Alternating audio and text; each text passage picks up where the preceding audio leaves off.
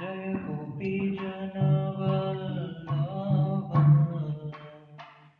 गिरिवरधारी।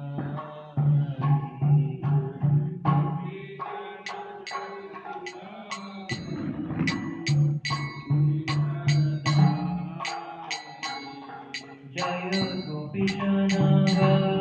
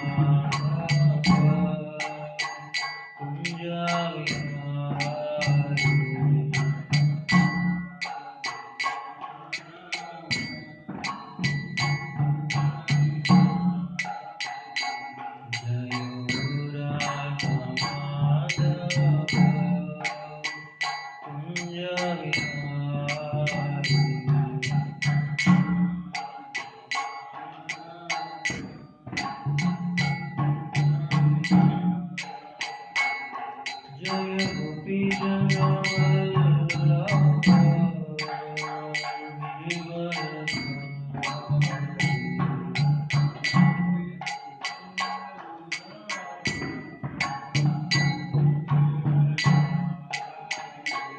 जय गोपी जनवल्लभ गिरिवरधारी।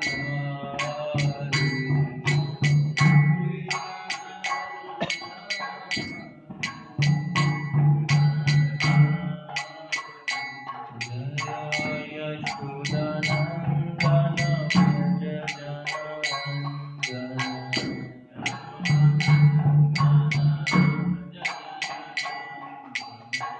यशोदानंदन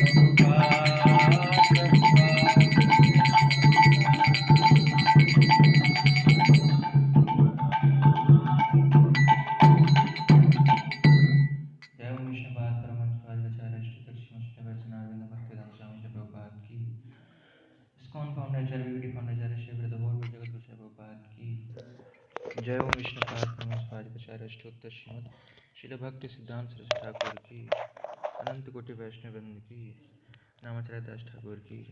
प्रेम से कहो जय श्री कृष्ण चैतन्य प्रभु नित्यानंद, श्री अद्वैत गदाधर शिवशादी गौर भक्तवृंद की, श्री राधा कृष्ण को गोपीनाथ श्याम पूर्ण राधा गिरि गोवर्धन की, श्री वृंदावन धाम की जय, नवदीप मायापुर धाम की जय, द्वारका धाम की, जगन्नाथपुरी धाम की जय, गंगा माई यमुना माई की जय, भक्ति तुलसी महारानी की जय, श्री जी जगन्नाथ बलदेव सुभद्रा श्री गौनिताय लक्ष्मी नरसिंह भगवान की जय।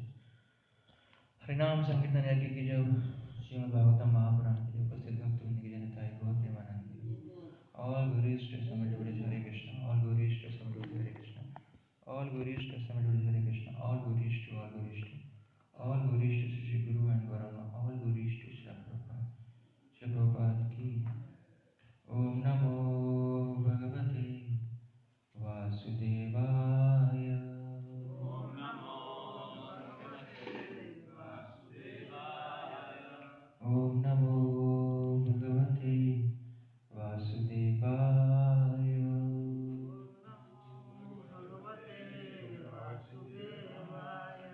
Om Namo Bhagavate Vasudevaya। Om Namo Bhagavate Vasudevaya। Narayanam Namaskritya Naram Chaiva Narottamam Devim Saraswatim Vyasam Tato Jayamudiraye Nashtaprayesu Bhadreshu Nityam Bhagavatsevaya Bhagavati Uttam Shloke Bhaktir Bhavati Nastiki। Shrimad Bhagavatam स्कंद 4 अध्याय 4। अध्याय का नाम है सती द्वारा शरीर त्याग। श्लोक संख्या 11। देव्युवाच न यस्य लोकेऽस्त्यस्तिशाय न प्रिया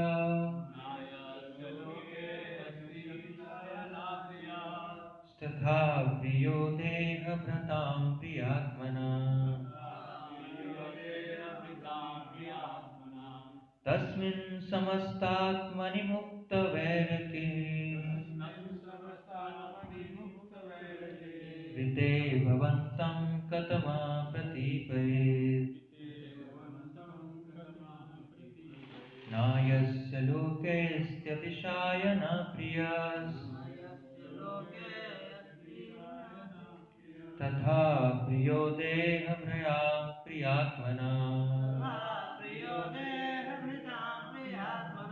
तस्मिन् समस्तात्मनि मुक्तवैरके ऋते भवन्तं कथमा प्रतीपयेत्। देव्युवाच नायस्य लोकेऽस्त्यतिशाय न प्रियस् तथा प्रियो देहभृतां प्रियात्मना तस्मिन् समस्तात्मनि मुक्तवैरके ऋते भवन्तं कथमा प्रतीपयेत्।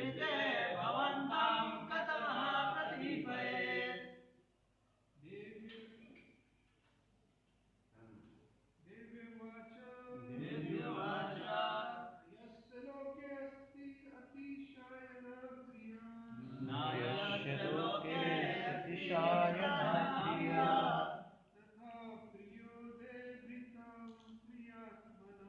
तथा प्रियो देहभृतां प्रियात्मना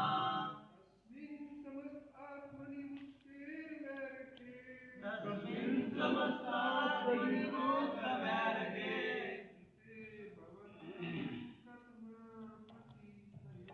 ऋते भवन्तं कथमा प्रतीपयेत्। नायस्य लोकेऽस्त्यतिशाय न प्रिया प्रियो देहभृतां प्रियात्मनः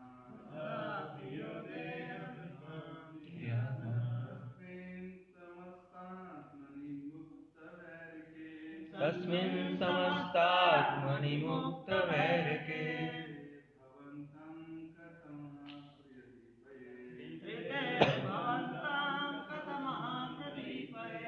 श्रीदेव्य उवाच देव्योवाच नायस्य लोके अस्ति अतिशयेन प्रिय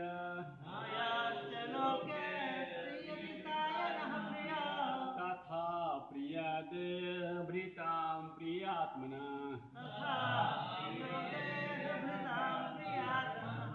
तस्मिन् समस्तात्मनि मुक्तवैरके प्रीते भवन्तं कथमः प्रतीपयेत्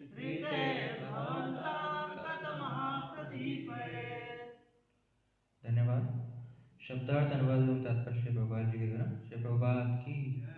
देवी उवाच, देवी सती ने कहा, न नहीं, यस्य जिसका, लोके इस जगत में, अस्ति है, अतिशायन प्रतिद्वंदी न होना, प्रियः प्रिय, तथा उसी प्रकार अप्रियः शत्रु, देहभृता देहधारी, प्रिय आत्मनः अत्यंत प्रिय, तस्मिन् शिव जी के प्रति, समस्त आत्मनि संसार भर के प्राणी, मुक्त वैर के जो समस्त शत्रुता से मुक्त हैं, शत्रुविहीन हृदय अतिरिक्त, भवंतम आपके, कतमः कौन, प्रतिपयेत ईर्ष्यालु होगा। देवी सती ने कहा, भगवान शिव तो समस्त जीवात्माओं के लिए अत्यंत प्रिय हैं, उनका कोई प्रतिद्वंदी नहीं है, न तो कोई उनका अत्यंत प्रिय है और न कोई उनका शत्रु है। आपके सिवा और ऐसा कौन है जो ऐसे विश्वात्मा से द्वेष करेगा, जो समस्त वैर से रहित हैं। तात्पर्य ध्यानपूर्वक सुनिए। तात्पर्य, श्रीमद् भगवद गीता के 9वें अध्याय में 29 श्लोक में भगवान कहते हैं, समोहम सर्वभूतेषु, मैं समस्त प्राणियों के लिए एक समान हूँ। इसी प्रकार शिव जी भगवान के गुणात्मक अवतार हैं, अतः उनमें परमेश्वर के ही समान गुण पाए जाते हैं। अतः वे समदर्शी हैं, न तो कोई उनका मित्र है और न कोई शत्रु। किंतु जो स्वभाव से द्वेषपूर्ण होगा वह शिव का शत्रु बन सकता है।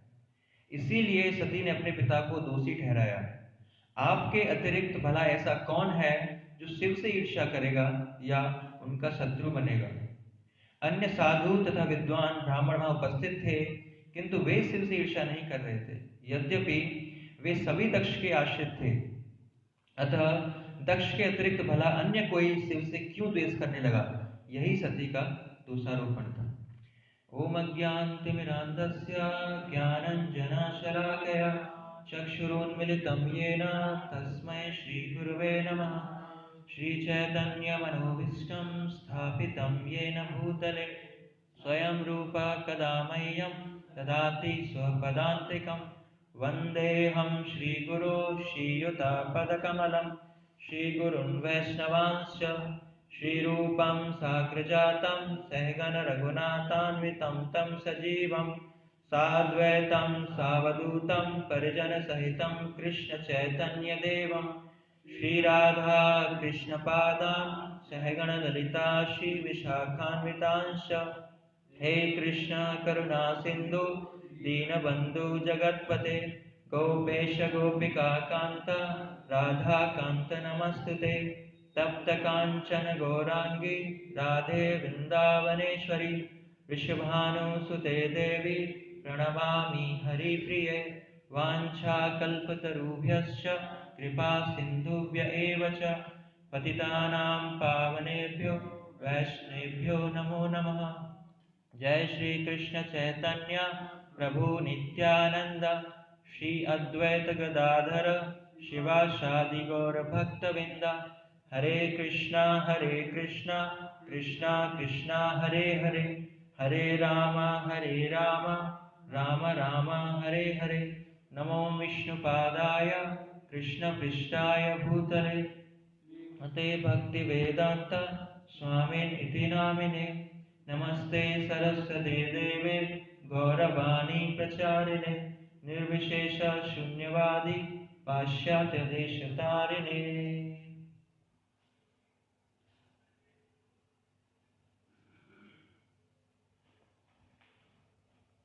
हरे कृष्णा। तो आप सब भक्तों का स्वागत है आज की श्रीमद् भागवतम कक्षा में। तो जैसा कि आप सब लोग परिचित हैं कि बहुत ही सुंदर प्रसंग चल रहा है, सती और दक्ष का संवाद चल रहा है। और इस जो लीला है इसमें ये चौथा अध्याय इस लीला के अंतर्गत, और इस लीला में हमने बहुत सारे अध्याय, बहुत सारी टीचिंग्स हमने इसमें प्राप्त की हैं पल पल पे, और आज भी हम कुछ टीचिंग्स इसमें से जो वैल्यूएबल है हमारे जीवन के लिए वो करने का प्रयास करेंगे। और इसी संदर्भ में हम देखते हैं कि जब शिव जी इससे पहले सती को कुछ आर्गुमेंट दे रहे थे कि आपको इन कारणों से वहाँ पर जाना नहीं चाहिए, तो हम देखते हैं कि शिव जी दक्ष को क्रिटिसाइज नहीं कर रहे थे, या दक्ष के प्रति उनके मन में ईर्ष्या नहीं थी। दक्ष को क्रिटिसाइज किए बिना वो क्या है, कुछ ऐसी कॉन्सिक्वेंसेज, ऐसी चीज़ें बता रहे थे सती को कि ऐसा हो सकता है, आप जाओगे तो वहाँ पे ऐसा हो सकता है, लेकिन बिना ईर्ष्या के क्या है वो सती को ये सारे जो कॉन्सिक्वेंसेज, जो आगे चीज़ें होने वाली वो बता रहे थे। लेकिन तब सती को समझ में नहीं आया था, और अभी क्या है जब वो वहाँ पे पहुँची तो उनको समझ में आया कि हाँ मुझसे क्या है गलती हुई है, और जो मेरे जो पति थे, जो शिव जी कह रहे थे वो चीज़ें सही थी।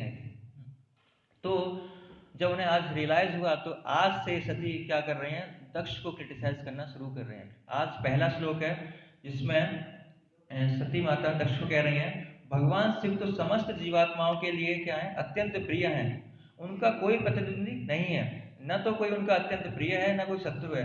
आपके सिवा ऐसा कौन है जो ऐसी विश्वात्मा से दोष करेगा जो समस्त वैर से रहित है। तो आज ये पहला श्लोक है जो सती माता कह रही हैं। तो यहाँ पे सती देवी जो हैं इस श्लोक के अंतर्गत पैरेलली साइमल्टेनियसली दो चीज़ें कह रही हैं। एक तो जो शिव जी हैं उनके पति हैं उनको ग्लोरीफाई कर रही हैं, उनका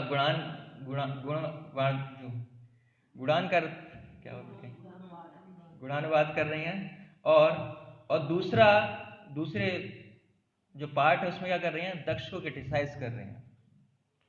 तो आज हम इन्हीं दो पहलुओं पर चर्चा करेंगे। जो पहला है कि शिव जी को ग्लोरीफाई कर रही हैं और प्रभुपाद तात्पर्य में क्या लिखते हैं, और दूसरा है कि उनको क्रिटिसाइज कर रही हैं कि आपके अंदर द्वेष है, आप जैसा द्वेषी व्यक्ति क्या है शिव जी को क्रिटिसाइज कर सकता है, और कोई व्यक्ति क्या है उनसे द्वेष नहीं कर सकता। तो इन्हीं पे हम चर्चा करने का प्रयास करेंगे। तो ये टॉपिक ऑलरेडी बहुत बार डिस्कस हो चुके हैं। जैसे मैं भी सोचता हूँ कि जो द्वेष है वो शुरुआत से लेकर अभी तक चलता ही आ रहा है, पता नहीं अभी इतने सारे हमने इतने दिनों से क्लास सुनना है, लेकिन हो सकता है हमारा द्वेष अभी तक खत्म ना हो। तो इसीलिए आज फिर से कुछ द्वेष पर चर्चा करने का प्रयास करेंगे। और जो शिव जी ग्लोरिफिकेशन है, जैसे प्रभुपाद तात्पर्य में लिख रहे हैं, सम सर्वेषु भूतेषु के, वो क्या ड्युअलिटी से अलग होता है। तो ऐसा कुछ चर्चा करने का प्रयास करेंगे जो अब तक चर्चा ना हुआ हो, मैं प्रयास करूंगा ऐसा, नहीं तो लोग बोर होंगे। तो यहाँ पे जो सती माता पहले पार्ट में क्या कर रही हैं, शिव जी को क्या है उनका ग्लोरिफिकेशन कर रही हैं, उनको ग्लोरीफाई कर रही हैं। और हम देखते हैं कि जो शिव जी का ग्लोरीफाई यहाँ पे सती कर रही हैं, इससे पहले भी शिव जी का क्या है, शिव जी को बहुत सारे लोगों ने इसी लीला में क्या ग्लोरीफाई किया, और उनकी जो पोजीशन है, उनकी जो स्थिति है उसको क्या है इस्टेब्लिश किया। इससे पहले किसने किया, विदुर ने किया, मैत्रेय ने किया, और फिर उसके बाद जो उनके फॉलोअर्स हैं नंदी इत्यादि, उन्होंने भी क्या है शिव जी की जो स्थिति है उसको इस्टेब्लिश किया और उनको ग्लोरीफाई किया। और अब क्या कर रही हैं, सती भी शिव जी को ग्लोरीफाई कर रही हैं। और इसके बाद भी हम देखेंगे कि ब्रह्मा जी आएंगे और विष्णु आएंगे, वो भी क्या है जो शिव जी की स्थिति है उसको रिस्टेब्लिश करेंगे और ग्लोरीफाई करेंगे उनको। तो और सभी यहाँ पे क्या है शिव जी ग्लोरीफाई कर रहे हैं। और हम देखते हैं कि खाली शिव जी को ग्लोरीफाई नहीं किया श्रीमद् भागवतम में। तो श्रीमद् भागवतम क्या है, पूरी श्रीमद् भागवतम के अंदर क्या है, खाली सभी वैष्णवों का क्या है गुणगान ही है, ग्लोरिफिकेशन ही है। हर चैप्टर में कहीं ना कहीं, हर लीला में क्या है, किसी न किसी वैष्णव को क्या है, ग्लोरीफाई किया गया है। और जब व्यासदेव ने सारे शास्त्र लिख दिए थे और जब भागवतम का निर्माण नहीं हुआ था तो बहुत वो परेशान थे। वो उन्हें लगा था कुछ कमी महसूस हो रही थी, कुछ इनकम्प्लीटनेस थी उनके अंदर। तो नारद मुनि वहां पे आते हैं, उनको आदेश देते हैं कि आपने क्या है, श्रीमद् भागवतम जो शुद्ध भक्ति पर ग्रंथ है वो आपने नहीं लिखा, इसी वजह से आपके अंदर क्या है, कुछ कमी सी महसूस हो रही है। तो फिर उन्होंने क्या, श्रीमद् भागवतम की रचना की। और व्यासदेव क्या है, नारद मुनि क्या उनके गुरु हैं, गुरु की तरह गुरु हैं। तो व्यासदेव ने क्या किया, जब भागवतम लिखी तो उसने उनमें से उन्होंने कोई ऐसी अपॉर्चुनिटी नहीं छोड़ी, जहां भी उन्हें अपॉर्चुनिटी मिली क्या है, उन्होंने नारद मुनि को ग्लोरीफाई किया। सबसे ज्यादा जो ग्लोरिफिकेशन है वो किसका है भागवतम में, नारद मुनि का है। सबसे ज्यादा टाइम, सबसे ज्यादा बार जो किसका लीलाएं आती हैं, नारद मुनि की आती हैं। तो एक तरह से जैसे हम लोग अभी प्रभुपाद जी की व्यास पूजा ऑफरिंग लिख रहे हैं तो प्रभुपाद जी ग्लोरीफाई कर रहे हैं। तो श्रीमद् भागवतम क्या है, एक तरह से व्यासदेव ने क्या की, नारद मुनि के लिए व्यास पूजा अपनी ऑफरिंग लिखी और कई बार जहां भी उन्हें अवसर मिलता है उन्होंने नारद मुनि को ग्लोरीफाई किया है। और नारद मुनि के साथ साथ ऐसे बहुत सारे भक्तों को भी उसने श्रीमद् भागवतम में ग्लोरीफाई किया है और उनकी जो भक्तों की स्थिति है उसको क्या है, स्टेब्लिश किया है व्यासदेव ने इस भागवतम के अंतर्गत। और श्रील प्रभुपाद इस संदर्भ में एक उदाहरण देते हैं कि क्यों भक्तों को ग्लोरीफाई किया श्रीमद् भागवतम में। कि श्रील प्रभुपाद एक उदाहरण देते हैं कि जैसे मान लो आपको किसी बड़े व्यक्ति से मिलना है, किसी प्रेसिडेंट से मिलना है या जो जज है उससे मिलना है, तो आप क्या करोगे, जो उसके बच्चे हैं उनसे जाके मिलोगे, उनको चॉकलेट दोगे, एक तरह से उनको पटाओगे, उनसे संबंध बढ़ाओगे, उनको आकर्षित करोगे अपनी तरफ। तो अगर उनसे आपका अटैचमेंट हो गया, उसको अपने आकर्षित कर लिया, तो क्या होगा, बाय डिफॉल्ट उसके जो फादर हैं, जज है या प्रेसिडेंट जो बड़ा व्यक्ति है, वो ऑटोमेटिकली आपके क्या है, आकर्षित हो जाएगा, क्योंकि आपने उसके बच्चे को क्या है, प्रसन्न कर दिया। तो ऐसे ही श्रीमद् भागवतम का श्रवण करके अगर हम भी जो भगवान के भक्तों का जो ग्लोरिफिकेशन है, गुणगान है उसके अंदर, अगर हमारी भी क्या आसक्ति उन भगवान के भक्तों से हो जाती है, तो क्या होगा, जो भक्तों के परम पिता है भगवान, उनसे भी हमारी ऑटोमेटिकली क्या है, आसक्ति हो जाएगी ऑटोमेटिकली। और श्रील प्रभुपाद जब भागवतम के पर्पस लिखते हैं तो जो भगवान प्रभुपाद के तात्पर्य वो क्या है, एक तरह से अमृत के समान है। जब श्रीमद् भागवतम के क्या है और कई सारे पर्पस को क्या है वो चर्न करते हैं प्रभुपाद, है ना। जैसे जो समुद्र का मंथन किया तो उसमें से क्या निकला, अमृत निकला। तो ऐसे ही प्रभुपाद ने क्या हुआ, जो डिफरेंट कमेंट्रीज हैं उसको क्या है प्रभुपाद ने मंथन किया और हमें क्या दिया, तात्पर्य के रूप में, खाली अमृत रूप में तात्पर्य दिया है। तो अगर हम तात्पर्य को अच्छी तरह से पढ़ते हैं तो क्या होगा, जैसे कि वहां पे पहले वेल्थ आई लक्ष्मी के रूप में, हमें तो वेल्थ मिलेगी, बाद में क्या है, कृष्ण भगवान स्वयं प्रकट होते हैं। तो ऐसे ही हमारे जीवन में क्या है, वेल्थ आएगी, उसके बाद क्या होगा, कृष्ण भी हमारे हृदय में प्रकट होंगे, अगर हम भी उन तात्पर्य को सीरियसली पढ़ते हैं, ध्यानपूर्वक मनन करते हैं, उनको अपनी लाइफ में अप्लाई करते हैं। और हम देखते हैं कि समुद्र मंथन की लीला में क्या है, जहर भी निकला था। तो जहर कब निकलेगा, जब हम तात्पर्यों को बहुत ही द्वेषपूर्ण भावना से या उनको गलत भाव से उनका मतलब निकालेंगे या अपने इंद्रिय तृप्ति के लिए उसको मिसयूज करेंगे, तो क्या है, वो जो तात्पर्य है वही अमृत क्या है, किसके समान होगा, वो जहर के समान कार्य करेगा। तो हमें जो प्रभुपाद के तात्पर्य है बहुत ही विनम्र भाव से हम सुनेंगे, तो क्या है, हम बहुत जल्दी जो हमारी भौतिक बीमारियां हैं उनसे दूर हो जाएंगे और हमारी जो आसक्ति है, जो उसका लक्ष्य है श्रीमद् भागवतम का, हम भी क्या भगवान के भक्तों से कुछ संबंध बना पाएंगे। तो आज के तात्पर्य में प्रभुपाद भी बिल्कुल सती माता को बिल्कुल फॉलो कर रहे हैं और प्रभुपाद ने भी तात्पर्य के अंदर पहले पार्ट में क्या है, शिव जी का ग्लोरिफिकेशन किया है और दूसरे पार्ट में जो क्रिटिसाइज कर रहे हैं सती, उसको क्यों क्रिटिसाइज कर रहे हैं उसका प्रभुपाद रीजन बता रहे हैं। तो तात्पर्य के पहले भाग में प्रभुपाद कोट कर रहे हैं, समोम सर्वभूतेषु, मैं समस्त प्राणियों के लिए एक समान हूं, इसी प्रकार शिवजी भगवान के गुणात्मक अवतार हैं, अतः उनमें परमेश्वर के ही समान गुण पाए जाते हैं, अतः वे समदर्शी हैं, न तो कोई उनका मित्र है और न कोई शत्रु, और किंतु जो स्वभाव से द्वेषपूर्ण होगा वह शिव जी का शत्रु बन सकता है। तो ये प्रभुपाद यहाँ पे शिव जी की ग्लोरीफाई कर रहे हैं। और हम देखते हैं जैसे प्रभुपाद परपट में लिख रहे हैं कि शिव जी क्या है, भगवान के गुणात्मक अवतार हैं। तो जो भगवान के अंदर गुण है वही क्या, भगवान के भक्तों के अंदर भी वही गुण पाए जाते हैं जो शिव जी के अंदर यहाँ पे हैं, जिसमें से एक गुण की यहाँ पे चर्चा की गई है कि वो द्वेष रहित होते हैं, उनके अंदर कोई ड्युअलिटी नहीं होती, वो ना किसी के मित्र है ना शत्रु हैं। तो हम भी देखते हैं कि जो भगवान कृष्ण हमसे चाहते हैं तो भगवान के भक्त भी वही हमसे चाहते हैं, है ना। कृष्ण हमसे क्या चाहते हैं कि हमें भी क्या है, कृष्ण प्रेम मिले, हम भी उसके लिए प्रयास करें कि हमें कृष्ण प्रेम मिले। और जो भगवान के भक्त हैं, श्रील प्रभुपाद हैं, नारद मुनि हैं, माधवेंद्र प्रभु हैं, भक्ति विनोद ठाकुर हैं, भक्ति महाराज हैं, ये सारे भगवान के भक्त वही चाहते हैं जो कृष्ण की इच्छा है, क्या कि हमारा जो संबंध भगवान से छूट गया है फिर हम उस संबंध को क्या है रिस्टेब्लिश करें। तो ये सारे भक्तों, भगवान के भक्तों की भी यही इच्छा है कि, लेकिन ये जितने भी भगवान के शुद्ध भक्त हैं ये क्या है, जैसे शिव जी के बारे में चर्चा की, वो क्या है बिल्कुल जो ड्युअलिटी है, जो दुगलापन है, उससे क्या है सारे भक्त क्या, भगवान के शुद्ध भक्त इससे बिल्कुल दूर रहते हैं कि शिव जी का भी कोई शत्रु नहीं है ना कोई मित्र है, वो बिल्कुल इससे परे है। और हमें भी अगर भगवान की शुद्ध भक्ति करनी है या भगवान के भक्त या भगवान से आसक्ति चाहिए तो हमें भी क्या है, हमें भी इस गुण को अपनी लाइफ में अप्लाई करना पड़ेगा, तभी हम भी क्या है जो भगवान के भक्तों की जो आसक्ति है भगवान से, तो एक दिन ऐसा आएगा कि हमारी भी आसक्ति क्या है वही भगवान की तरह होगी। और इसके साथ साथ हमें जो भगवान के भक्त हैं उनकी जो अच्छे गुण हैं उनको देखना चाहिए और उनका संग करना चाहिए, उनको अपने जीवन में अप्लाई करने का प्रयास करना चाहिए। अदरवाइज क्या होगा कि अगर हम भक्तों के अंदर अच्छे गुण नहीं देखेंगे तो क्या है, अगर वो फिर लास्ट में पनिश करेंगे, अगर हमें दंड देंगे तो क्या होगा, हमारी पूरा जीवन क्या है फिनिश हो जाएगा। जैसे हम देखते हैं कि लास्ट में क्या होगा, शिव जी को क्रोध आएगा और फिर दक्ष को क्या है पनिश करेंगे। तो हमें दो चीजें करनी है कि हमें भगवान के भक्तों से संबंध बनाना चाहिए और हमें इस ड्युअलिटी से क्या है बाहर आना चाहिए। जैसे भगवान भगवता के 18वें अध्याय के 54वें श्लोक में कहते हैं, ब्रह्मभूत प्रसन्नात्मा न सोचती न कांक्षति समा सर्वेषु भूतेषु मद भक्तिम लभते पराम।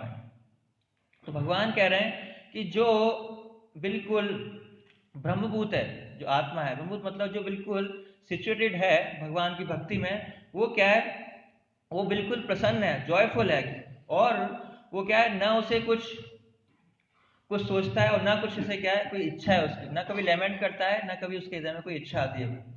और वो समय सर्वेषु भूतेषु, जितने भी जीव हैं सबके प्रति क्या है उसका व्यवहार क्या है समान है, सबको समान दृष्टि से देखता है। समान दृष्टि देखने मतलब क्या है कि वो सबके हृदय में क्या है भगवान के दर्शन करता है। और मद भक्तिम लभते पराम, इस अवस्था में क्या है जो भक्त है वो क्या है, जो शुद्ध भक्ति है वो क्या है मेरे तक पहुंचता है, जो मेरी शुद्ध भक्ति है उसको वो प्राप्त कर पाता है। तो भगवान कह रहे हैं, और बिल्कुल यही ऑलमोस्ट सेम श्लोक श्रीमद् भागवतम में जो प्रचेताज हैं जो उनका पास में उनमें आता है, चौथे स्कंद के 30वें अध्याय के 20वें श्लोक में, नव्यवद्यते यज्ञो भ्राम्यत ब्रह्मवादिभिः न मुह्यन्ति न शोचन्ति न हृष्यन्ति यतो गता, कि नव्यवद्यते यज्ञो, कि जो भक्त हैं हमेशा नया महसूस करते हैं, हमेशा फ्रेश महसूस करते हैं, जो भगवान की भक्ति में लगे हुए हैं, यज्ञ मतलब भगवान, और ब्रह्मवादी भी, और जो ब्रह्मवादी व्यक्ति हैं वो क्या है इस अवस्था को क्या है ब्रह्मभूत कहते हैं। और जो ऐसी अवस्था में प्राप्त होता है वो क्या है न मुह्यन्ति न शोषन्ति, कि ऐसे ब्रह्ममुहूर्त इस मुक्त अवस्था में क्या है मोहग्रस्त भी नहीं होते, ना कोई पश्चाताप करते हैं, और हृष्यन्ति ना कोई उन्हें हर्षित होते हैं, ना कोई उन्हें हर्ष होता है। तो वो इन सारी चीजों से क्या है ऊपर है, इन सारी जो समाज की ड्युअलिटी है वो इन सबसे ऊपर है। तो हम देखते हैं अगर हमें भी इस अवस्था में पहुंचना है तो श्रीमद् भागवतम और भगवद गीता हमें ये आदेश दे रही है कि हमें भी क्या है इस जो ड्युअलिटी से बाहर आना पड़ेगा। तो हम इस ड्युअलिटी से कैसे बाहर आ सकते हैं कि हमें कुछ चीजों को क्या है त्यागना पड़ेगा, कुछ चीजों को हमें अवॉइड करना पड़ेगा, है ना। तो कुछ चीजों को हमें क्या है कॉन्शियसली अवॉइड करना पड़ेगा, जानबूझकर अवॉइड करना पड़ेगा, कुछ चीजों को हमें बहुत ही सावधानी से केयरफुली अवॉइड करना पड़ेगा, और कुछ चीजें ऐसी हैं जिनको हमें पर्पसफुली, उद्देश्यपूर्ण, उनको हमें अवॉइड करना पड़ेगा, त्यागना पड़ेगा। जैसे हम देखते हैं श्रीनिवास आचार्य षड गोस्वामी अष्टकम में लिखते हैं, त्यक्त्वा तूर्णमशेष मंडलपति श्रेणीम सदा तुच्छवत्, कि हम देखते हैं जो षड गोस्वामी थे उन्होंने क्या सब कुछ त्याग दिया है ना, और सब कुछ छोड़ के कहाँ पे आ गए, वृंदावन के जंगल में रहने लगे। उन्होंने अपना घर भी नहीं बनाया, क्या एक पेड़ के नीचे रहते थे, और वो क्या थे, इधर उधर घूम के क्या प्रचार कर रहे थे, शास्त्र लिख रहे थे, है ना, किसके लिए, हम सबके लिए, हम सबके भले के लिए। वो उनकी जो स्थिति वो तो बिल्कुल सेटल थे, उन्हें किसी कुछ करने की आवश्यकता नहीं थी। ऐसे हम श्री प्रभुपाद के केस में भी देखते हैं कि वो भी बिल्कुल वृंदावन में रह रहे थे, आराम से अच्छी भक्ति कर रहे थे, उन्हें क्या जरूरत थी जो अमेरिका जाने की, इतने सारे संघर्ष करने की, इसलिए कि हमारे लिए कि हम आगे जाके क्या है भक्ति कर पाए। तो हमें क्या है कुछ चीज़ों को कॉन्शियसली अवॉइड करना है, कुछ चीज़ों को क्या है केयरफुली अवॉइड करना है, कुछ चीज़ों को पर्पसफुली अवॉइड करना है। तो ऐसी कौन सी चीज़ें हैं जिनको हमें कॉन्शियसली जानबूझकर अवॉइड करना है ना। जैसे हम इस संदर्भ में देख रहे हैं कि जो सती माता है वो जो भगवान शिव हैं, ऐसा नहीं उनके प्रति उनकी ईर्ष्या थी, इस वजह से उन्होंने उनको फॉलो नहीं किया। क्यों नहीं फॉलो किया उनको, क्योंकि उनकी जो आसक्ति थी वो क्या थी, भौतिक स्तर पे थी, अपने जो सगे संबंधी हैं, जो पिता से बहुत आसक्ति थी। इसी कारण से क्या हुआ, उन्होंने अपने पति को फॉलो नहीं किया, और उसका परिणाम आज हम देख रहे हैं और आगे के अध्याय में हम देखेंगे।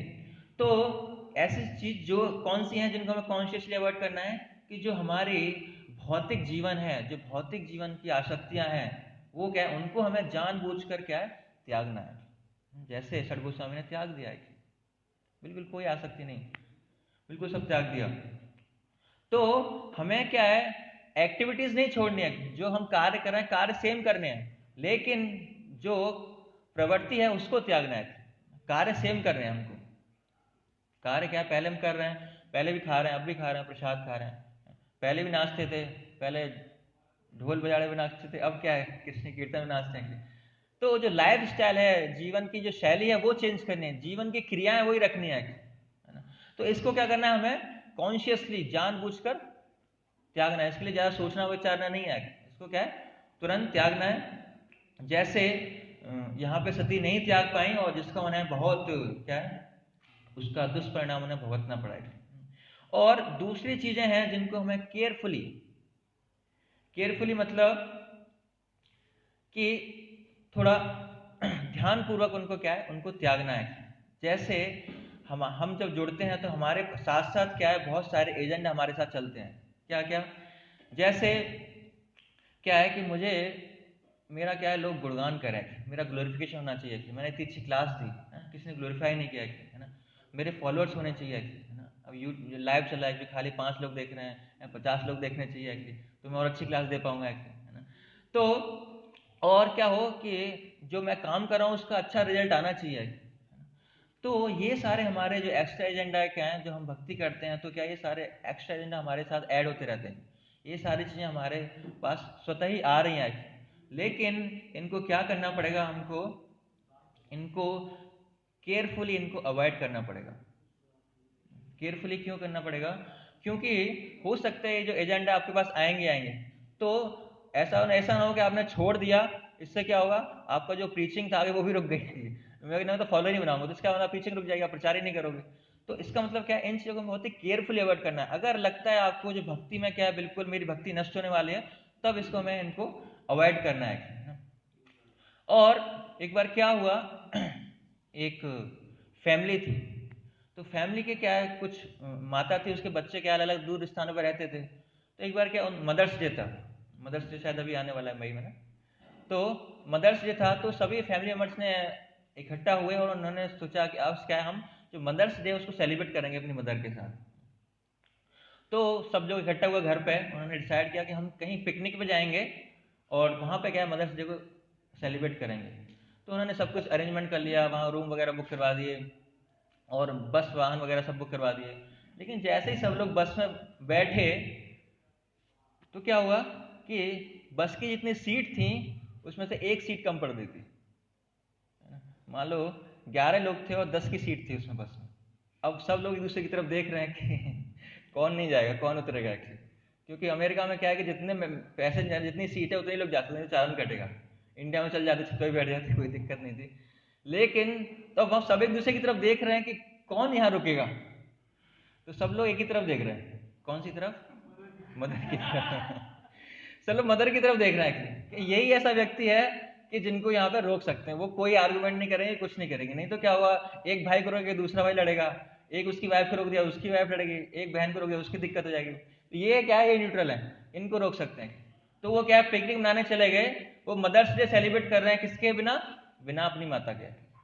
तो ऐसे ही अगर हमारे जीवन में हम भी अगर इन एजेंडाओं को अपना रहे हैं, बहुत सारे फॉलोअर्स को हैं, हमारे अंदर इच्छाएं हैं, लेकिन हमारा जो एक्चुअल फोकस है कौन? कृष्णा, तो क्या है, वो सब बेकार है ना। हम बिना कृष्ण के क्या है ये सब सेलिब्रेट कर रहे हैं, उसकी कोई वैल्यू नहीं है। तो इसी तरह हमें क्या करना है कि हमें इन चीजों को बहुत ही केयरफुली, बहुत ही ध्यानपूर्वक इन चीजों को अवॉइड करना है। नहीं तो भक्ति के फॉर्म में क्या है कि हम कभी कभी होता है कि भागवतम भी सुन रहे हैं, माला भी कर रहे हैं, मंगला आरती भी अटेंड कर रहे हैं, लेकिन कृष्ण बीच में नहीं है ना। हो सकता है हम किसी को इंप्रेस करने के लिए सारी चीज कर रहे हैं या अटेंडेंस के लिए कर रहे हैं।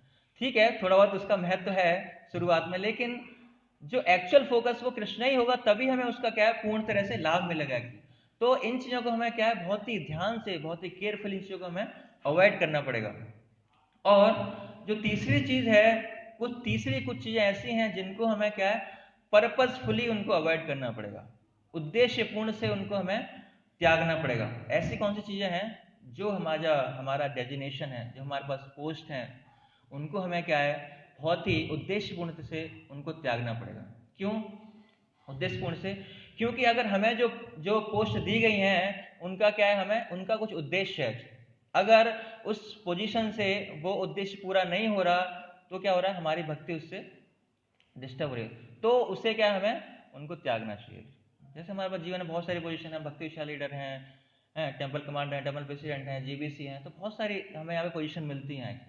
तो अगर पोजीशन से क्या हो रहा है, अगर हमारी भक्ति क्या हट रही है, हम भक्ति से दूर जा रहे हैं, और जिस उद्देश्य के लिए हमें जो पोजीशन दी गई है वो उद्देश्य पूर्ण नहीं हो रहा, तो क्या है हमें उसको पर्पसफुली क्या है उसको उन सारी चीजों को छोड़ना है। जैसे दक्ष यहाँ पे क्या है, वो अपनी पोजीशन से इतनी आसक्त है, यहाँ पे क्या है उस पोजीशन, इसी पोजीशन की वजह से क्या है वो अपने आप को इतना बड़ा मान रहे हैं, और शिव जी को क्या है अपने आप सामने छोटा माना है। इसी के कारण आगे क्या है इसका इतना दुष्परिणाम हम देखते हैं। तो अगर हम भी इन तीन चीजों को जो हमने अभी डिस्कस की इनको छोड़ पाते हैं, तो हम भी क्या कर पाएंगे कि हम भी जो भगवान के भक्त हैं, जिनकी आसक्ति भगवान से है, तो हम भी जो ब्रह्मभूत स्टेज है उसको हम भी उसको अचीव कर पाएंगे अपनी लाइफ में। और उस ड्युअलिटी से क्या है, जो भगवान से परे हैं, हम भी उस ड्युअलिटी से परे हो पाएंगे। और ये पहला पार्ट था।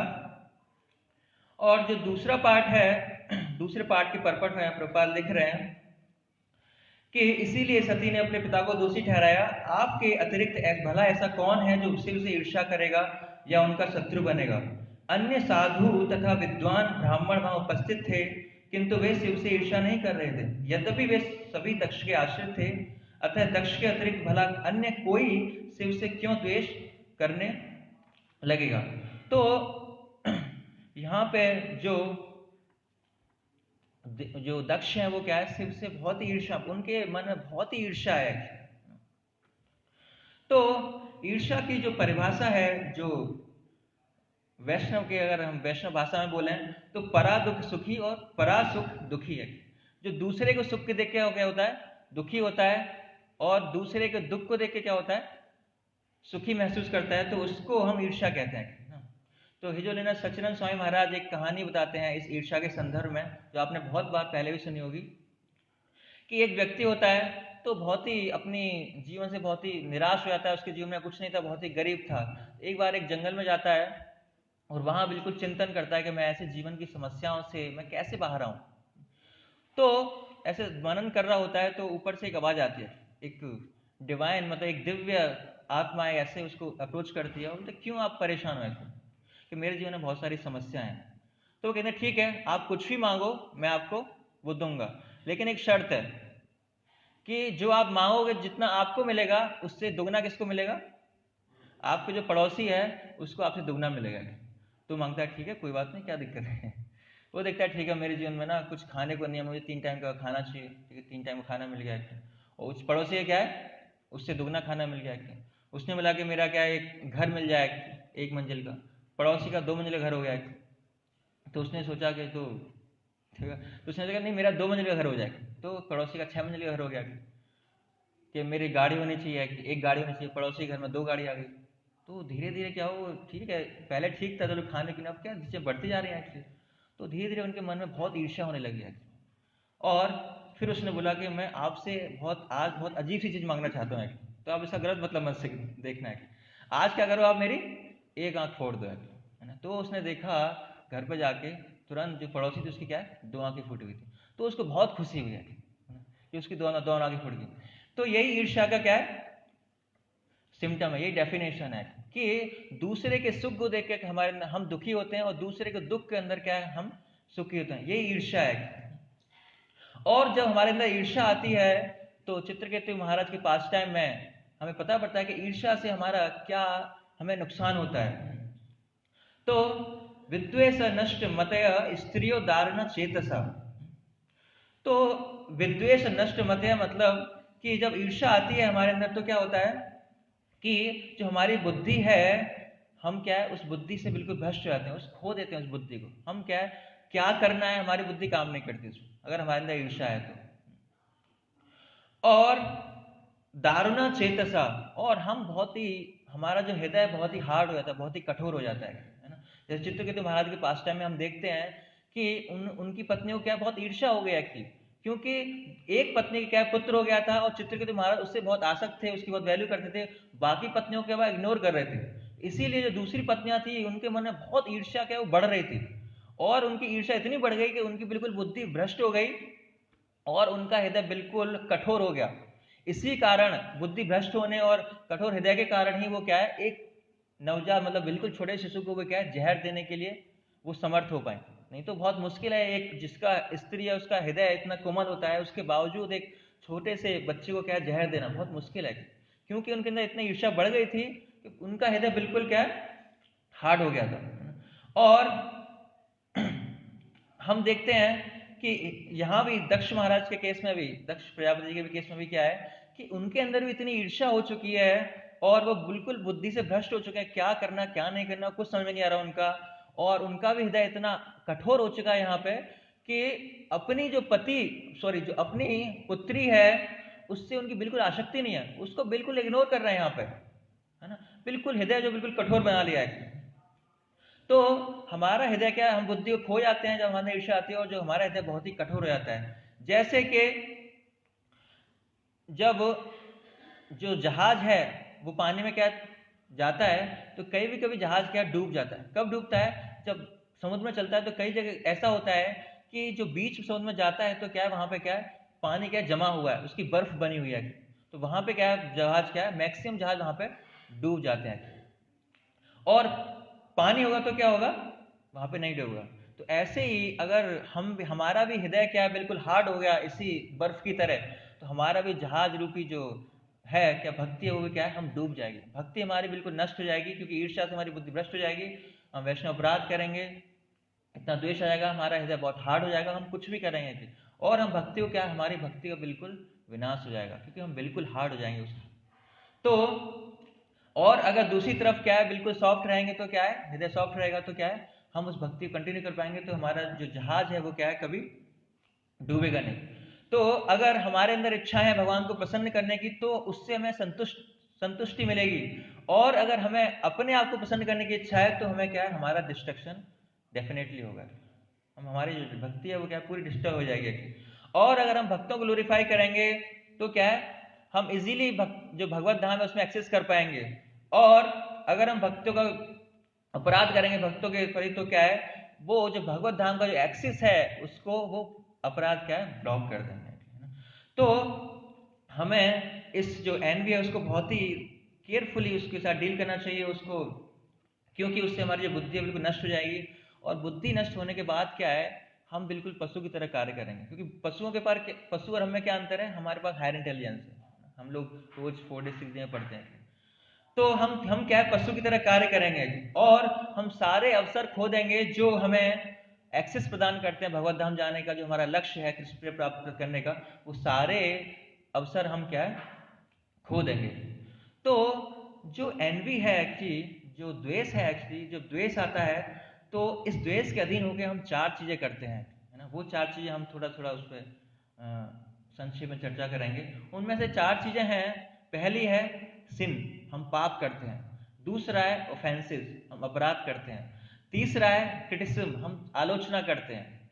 और चौथा है एटिकेट्स, हम सदाचार का पालन नहीं करते। तो ये चारों चीजें अलग है, ये चारों चीजें अलग है, इनका आपस में संबंध नहीं है। और जैसे पाप हम लोग जानते ही हैं, पाप क्या होता है कि जो सिंफुल एक्टिविटीज, जो हम शास्त्रों के अगेंस्ट, धर्म के अगेंस्ट जो हम कार्य करते हैं, वो क्या है, पाप होता है। और हम देखते हैं कि हम हरि नाम की महिमा पढ़ते हैं कि हरे कृष्ण मंत्र का जप करने से क्या होता है, जितने भी हमने करोड़ों पाप किए, इतनी गति से हम पाप कर भी नहीं सकते जितने हरे कृष्ण मंत्र करने से पाप सारे नष्ट हो जाते हैं। तो हम सब लोग जानते हैं पाप, सिंफुल एक्टिविटीज, मतलब जो शास्त्रों के अगेंस्ट जो हम कार्य करते हैं वो होता है पाप। और होता है ऑफेंसेस। ऑफेंसेस में से सबसे ज्यादा जो खतरनाक है वो क्या है, वैष्णवों के प्रति अपराध है ना। और हम पढ़ते हैं कि स्कंद पुराण में 6 तरह के वैष्णव अपराध हैं। कौन कौन से, कि कोई व्यक्ति वैष्णव की क्या है हत्या करता है, और कोई उसकी बुराई करता है, कोई उससे द्वेष है इसके अंदर, और कोई उसको प्रणाम नहीं करता वैष्णव को, और कोई वैष्णव को देख के क्या है गुस्सा हो जाता है, एंग्री होता है, और छठा है कि वैष्णव को देख के प्रसन्न नहीं होता। तो ये 6 अपराध हैं। आपने देखा कि जो क्रिटिसिज्म है, एक दूसरे की आलोचना करना, वो इन अपराधों के अंतर्गत नहीं आएगी। वो हम समझेंगे उस केस में कि वो कैसे अपराध नहीं है। तो वैष्णव अपराध क्या है कि ये बहुत ही खतरनाक है। और ये कैसे होता है, जब हमारे अंदर वैष्णव के प्रति ईर्ष्या होती है तो फिर उसके प्रति अपराध करने की, वो अपने आप ही एक अपराध हो जाता है। जैसे वो तीसरा अपराध है कि एनवेसम होते हैं। और वैष्णव अपराध क्या है कि हरे कृष्ण, जब हम वैष्णव अपराध करते हैं, जो हरे कृष्ण मंत्र के भी जो इतना इफेक्टिवली इफेक्ट होना चाहिए उसका क्या है, उतना इफेक्टिवली हम हरे कृष्ण मंत्र भी जब नहीं कर पाते हैं। तो हरे कृष्ण मंत्र भी एक सॉल्यूशन नहीं है कि हम वैष्णव अपराध से क्या है बच पाए। तो क्या है, हम वैष्णव के पास जाकर उसे क्षमा मांगे, तब वैष्णव हो सकता है कि उसे अपराध कुछ क्षमा कर दे। तो इस वजह से वैष्णव अपराध बहुत खतरनाक है। तो हम ज्यादा डिटेल में नहीं जा रहे, हम चारों चीजों को खाली मैं डिफरेंशिएट कर रहा हूँ कि कैसे वो 4 चीजें अलग अलग है, पाप अलग है, कैसे अपराध अलग है। और तीसरी है क्रिटिसाइज करना, कि दूसरे की आलोचना करना। आलोचना करना कैसे इन दोनों से अलग है, हम देखेंगे कि दक्ष ने क्या किया, पहले शिव जी की आलोचना की।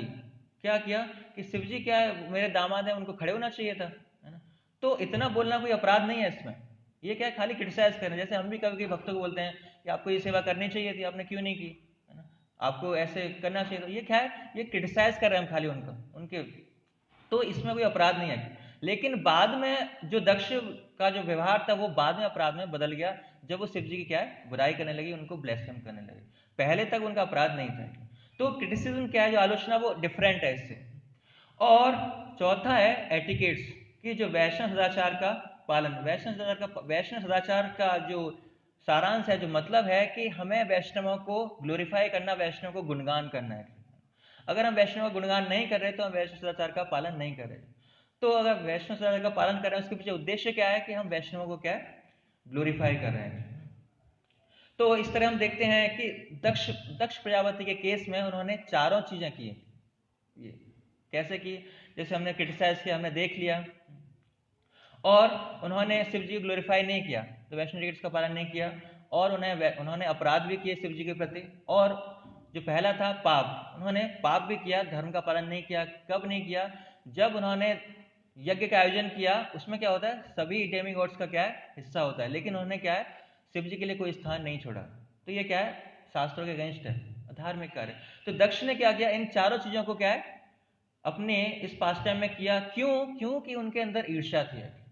तो अगर हमारे अंदर ईर्ष्या है तो हम भी इन 4 चीजों को करने पे मजबूर होंगे और कर पाएंगे। तो इसीलिए जो ईर्ष्या है क्या है, ये बहुत ही खतरनाक है। तो हम इससे कैसे बाहर आ सकते हैं, तो प्रभुपाद बताते हैं, जो महाराज पृथु अरिंद का पास टाइम है 4थे स्कंद में, तो उसमें बताते हैं स्पृशंतम पादयो प्रेण्या विनितम श्रेण कर्मणा सत्कृतुम परिविज्य विद्वेषम विसर्ज।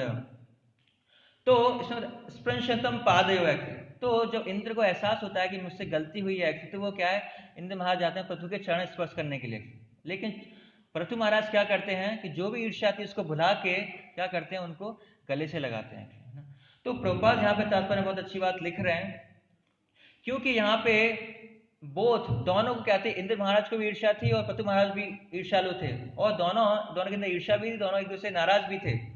लेकिन दोनों यहाँ पे क्या है, वैष्णव है, दोनों भक्त हैं भगवान के। तो इसी वजह से उन्होंने क्या किया, उन्होंने वो जो उस एनवी का, जो उस द्वेष का कारण था, उसको क्या एडजस्ट किया है ना। तो प्रभुपाद यहाँ पे इस तात्पर्य में कहते हैं कि भक्तों को चाहिए कि क्या है कि अगर भक्तों के बीच में ईर्ष्या है, तो जो ईर्ष्या का कारण है, जो कॉज है, उसको क्या करना चाहिए, उसको एडजस्ट करना चाहिए, आपस में बैठ के एडजस्ट करना चाहिए। नहीं तो किसी थर्ड पर्सन, किसी सीनियर डिवोटी का उसमें हेल्प लिया सकता है कि उस ईर्ष्या को क्या है, खत्म करना चाहिए। क्योंकि ये जो ईर्ष्या है क्या है, हमने देखा बहुत खतरनाक है, ये इसका परिणाम बहुत खतरनाक हो सकता है। इसी वजह से प्रभुपाद यहाँ पे ये कह रहे हैं कि उसको भक्तों को क्या करना चाहिए, उस ईर्ष्या के कारण को क्या है, उसको एडजस्ट करना चाहिए। और फिर प्रभुपाद लिख रहे हैं कि this is also a first class example of cooperative behaviour between Vaishnavas. कि प्रभुपाद लिखते हैं कि ये प्रथम श्रेणी का क्या है, उदाहरण है कि भक्तों को जो ईर्ष्या का, कैसे उसको ईर्ष्या को हटाना चाहिए। तो हम भी अपने जीवन में इसको अप्लाई कर सकते हैं और ईर्ष्या रहित हो सकते हैं। और क्योंकि ईर्ष्या इतनी खतरनाक है, इतना उसका परिणाम इतना खतरनाक हो सकता है, इसीलिए कृष्णदास कविराज गोस्वामी सभी वैष्णव हैं जो भगवान के भक्त हैं, उनसे विनम्र प्रार्थना कर रहे हैं चैतन्य चरितामृत में, और कह रहे हैं, चैतन्य चरित सुन श्रद्धा भक्ति करी, मत्सर्य छाड़िया मुखे बल हरि हरि।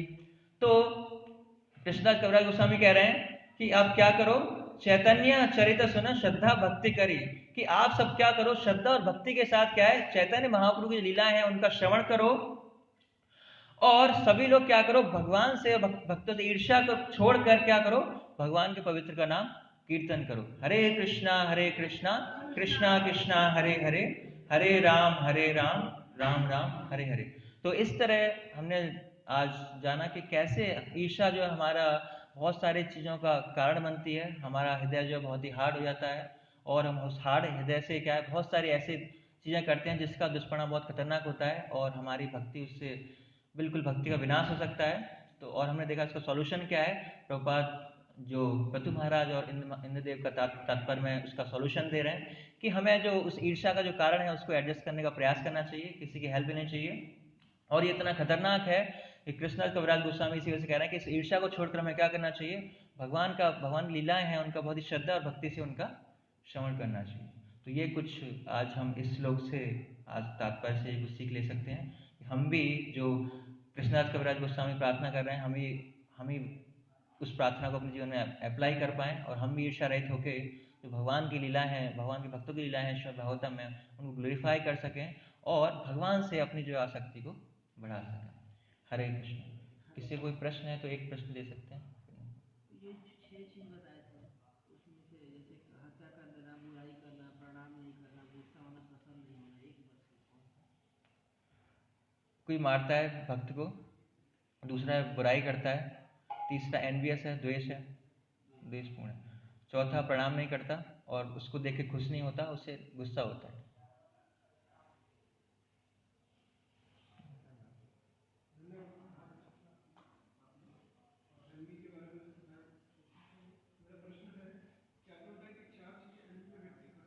मतलब और भी हो सकते हैं, ये 4 मैं देख पाया, और भी इससे अलावा भी हो सकते हैं, ये 4 चीजें।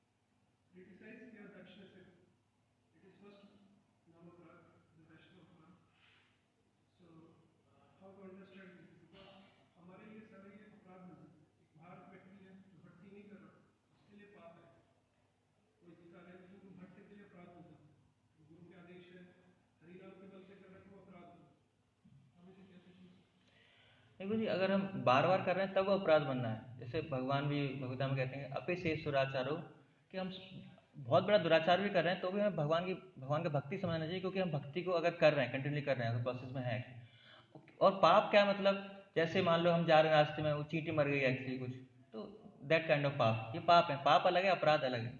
तो जब हम पहली बार करते हैं वो पाप ही होता है, लेकिन हम जानबूझकर इस वजह से कर रहे हैं कि कृष्ण हर मंत्र का जप कर रहे हैं तो उससे क्या है, पाप मर जाएंगे, तो वो अपराध बनता है बाद में। पहले वो पाप ही है। और दूसरा क्रिटिसाइज था, जैसे मैंने बताया कि दक्ष प्रजापति ने पहले शिव जी को बोला कि आप खड़े क्यों नहीं, मतलब आपने सम्मान क्यों नहीं, आप तो मेरे दामाद हो। तो यहाँ तक वो खाली क्रिटिसाइज कर रहे हैं, वो बाद में अपराध कन्वर्ट हुआ। जैसे हम भक्तों के समाज में भी देखते हैं कि हम भी दूसरे भक्तों को क्रिटिसाइज करते हैं कभी कभी, कि जैसे आपने ये सेवा क्यों नहीं की, आपको क्लीनिंग दी गई थी, आपने क्लीनिंग नहीं क्यों की। तो हम क्रिटिसाइज कर रहे हैं कि आपने क्लीनिंग जो अच्छी नहीं की, ऐसी करनी चाहिए। तो ये अपराध नहीं है, हम क्रिटिसाइज कर रहे हैं। लेकिन इसको हम ज़्यादा एक्सटेंड करेंगे तो वो तब बाद में अपराध में कन्वर्ट हो जाएगा। समझा पा रहे हो? मतलब जो छोटा रूप है उसका अगर ज़्यादा एक्सटेंड करेंगे तो बाद में अपराध में कन्वर्ट होगा।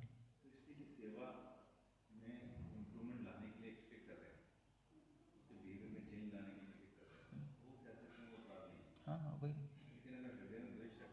द्वेष द्वेष आ गया तो फिर तो अपराध है ही।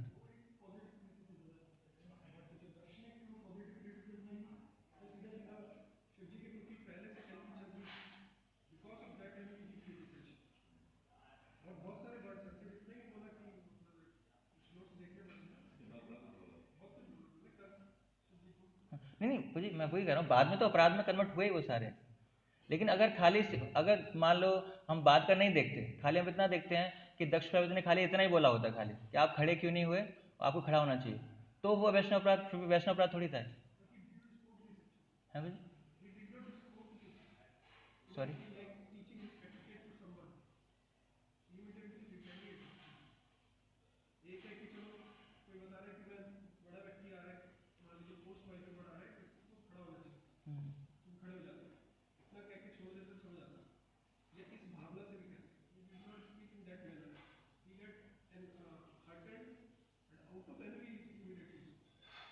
ठीक है, हो सकता है, मतलब 3 चीजें फॉलो की, एक चीज नहीं। ठीक है, अपराध दक्ष केस में क्या अपराध है, बट है अलग चीज, क्रिटिसाइज अलग है, मतलब वो ऑलवेज और अपराध नहीं होता। और किसी को? ठीक है, धन्यवाद। उपस्थित भक्तवृंद की श्रीमद् भागवतम।